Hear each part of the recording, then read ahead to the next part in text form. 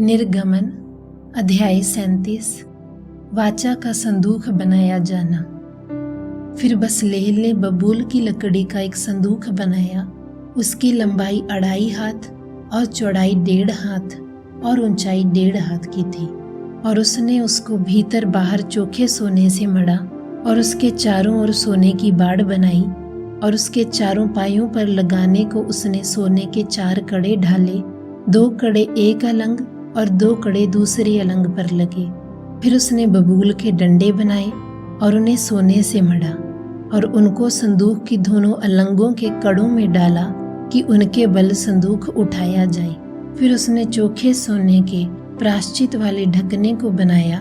उसकी लंबाई 2.5 हाथ और चौड़ाई 1.5 हाथ की थी। और उसने सोना गढ़कर 2 करूब प्रायश्चित के ढकने के दोनों सिरों पर बनाए, एक करूब तो एक सिरे पर और दूसरा करूब दूसरे सिरे पर बना। उसने उनको प्रायश्चित के ढकने के साथ एक ही टुकड़े के दोनों सिरों पर बनाया। और करूबों के पंख ऊपर से फैले हुए बने और उन पंखों से प्रायश्चित का ढकना ढपा हुआ बना। और उनके मुख आमने सामने और प्रायश्चित के ढकने की ओर किए हुए बने। पवित्र मेज बनाया जाना। और उसने बबूल की लकड़ी की मेज को बनाया। उसकी लंबाई 2 हाथ, चौड़ाई 1 हाथ और ऊंचाई 1.5 हाथ की थी। और उसने उसको चोखे सोने से मढ़ा और उसमें चारों ओर सोने की एक बाड़ बनाई।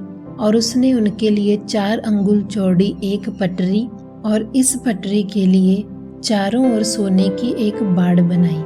और उसने मेज के लिए सोने के 4 कड़े ढालकर उन चारों कोनों में लगाया जो उसके चारों पायों पर थे। वह कड़े पटरी के पास मेज उठाने के डंडों के खानों का काम देने को बने। और उसने मेज उठाने के लिए डंडों को बबूल की लकड़ी से बनाया और सोने से मढ़ा। और उसने मेज पर का सामान अर्थात परात, धूपदान, कटोरे और उंडेलने के बर्तन सब चोखे सोने के बनाए। सोने की दीवट का बनाया जाना। फिर उसने चोखा सोना गढ़ के पाए और डंडी समेत दीवट को बनाया।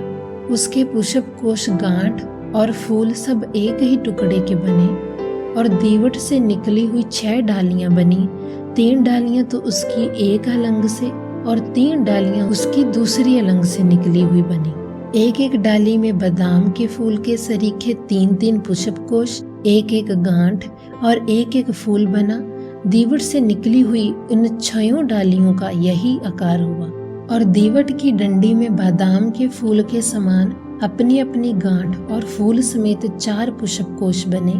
और दीवट से निकली हुई 6 डालियों में से 2-2 डालियों के नीचे एक एक गांठ दीवट के साथ एक ही टुकड़े की बनी। गांठें और डालियां सब दीवट के साथ एक ही टुकड़े की बनी।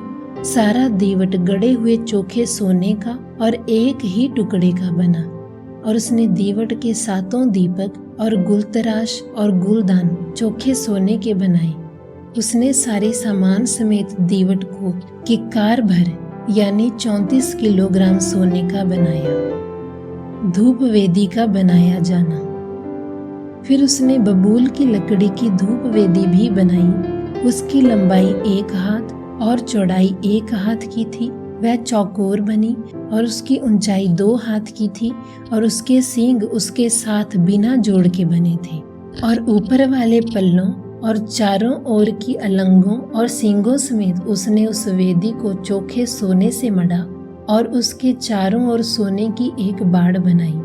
और उस बाड़ के नीचे उसके दोनों पल्लों पर उसने सोने के 2 कड़े बनाए जो उसके उठाने के डंडों के खानों का काम दे।